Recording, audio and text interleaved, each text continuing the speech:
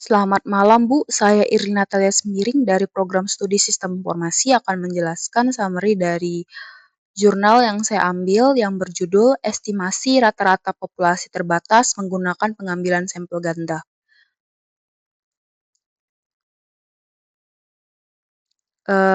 Saya mengambil dari materi penafsiran rata-rata. Jadi di sini ada pendahuluan. Jadi penelitian ini membahas estimasi dari rata-rata populasi terbatas menggunakan pengambilan sampel ganda dengan probabilitas proporsional terhadap ukuran sampel atau PPS. Jadi tujuannya itu untuk meningkatkan akurasi dari estimasi ketika terdapat nilai ekstrim dalam suatu data. Jadi di sini saya akan menjelaskan di bagian metodologinya. Jadi yang pertama itu penggunaan pengambilan sampel ada 2 tahap, yaitu tahap pertama, sampel besar diambil dengan PPS untuk variabel tambahan. Yang kedua, subsampel diambil untuk pengukuran variabel utama. Yang kedua ada estimasi dilakukan dengan pendekatan dari rasio, produk, dan regresi. Yang ketiga, evaluasi dilakukan melalui bias dan mean square error atau MSE. Setelah ini saya akan menjelaskan sampel. Dari penelitian dari jurnal yang saya ambil, terdapat 3 set data nyata. Ini data yang pertama itu ada perkiraan jumlah ikan yang ditangkap pada tahun 1993 sampai 1995. Data yang kedua, itu ada output stabilitas modal di suatu wilayah. Data yang ketiga, yaitu jumlah tenaga kerja di sektor tertentu.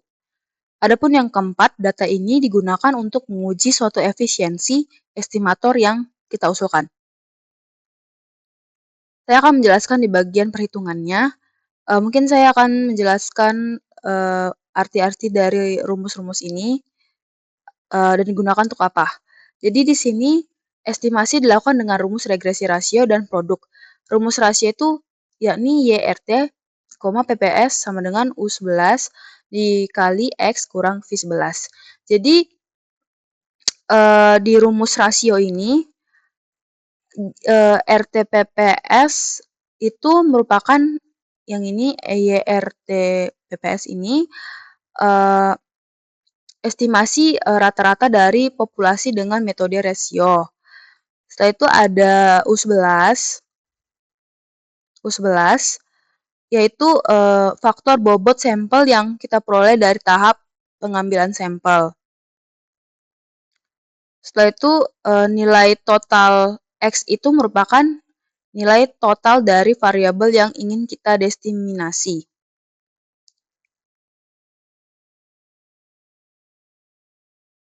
Setelah itu ada rumus yang kedua yaitu rumus produk yaitu YPT PPS sama dengan U11 kali V11 kali X. Jadi YPT PPS itu merupakan estimasi rata-rata populasi dengan metode produk. U11 itu juga merupakan faktor bobot sampel yang sama seperti pada metode rumus rasio. Setelah itu ada X juga, nilai total variabel utama dalam populasi. Dalam metode ini variabel tambahan V11 ini dikalikan langsung dengan variabel utama dari X untuk menghasilkan suatu estimasi yang lebih sesuai dengan distribusi sampel. Kalau perbedaannya itu bisa kita lihat kalau misalnya metode rasio itu menggunakan selisih antara variabel utama dan tambahan. Kalau misalnya metode produk itu menggunakan hasil perkalian antara variabel utama dan tambahan. Jadi kedua metode ini tuh dirancang untuk mengurangi bias dan meningkatkan efisiensi dari estimasi serta meningkatkan terutama jika distribusi populasinya itu memiliki nilai-nilai ekstrim. Jadi rumus ini tuh kita gunakan untuk menghindari suatu kesalahan ketika misalnya nilainya itu ekstrim atau di atas rata-rata lah kayak gitu. Yang memungkinkan terdapatnya adanya kesalahan untuk menghindari kesalahan ketika menghitungnya, seperti itu. Setelah itu ada MSA atau bisa kita bilang itu mean square error. Jadi mean square error itu atau kita bisa bilang rata-rata kuadrat kesalahan yaitu merupakan ukuran dari statistik yang kita gunakan untuk menilai seberapa baik untuk estimator atau model memprediksi nilai yang sebenarnya. Jadi yang ketiga ini ada perbandingan yang dilakukan untuk memastikan keunggulan estimator yang diusulkan. Jadi kesimpulannya dari jurnal yang saya ambil ini adalah penelitian menggunakan 3 set data nyata.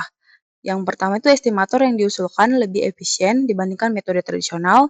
Yang kedua, penurunan MSM menunjukkan peningkatan akurasi. Yang ketiga, metode ini sangat cocok untuk data dengan nilai ekstrim. 4, data diterapkan pada survei dengan pengambilan sampel kompleks. Kiranya sekian hasil presentasi dari saya.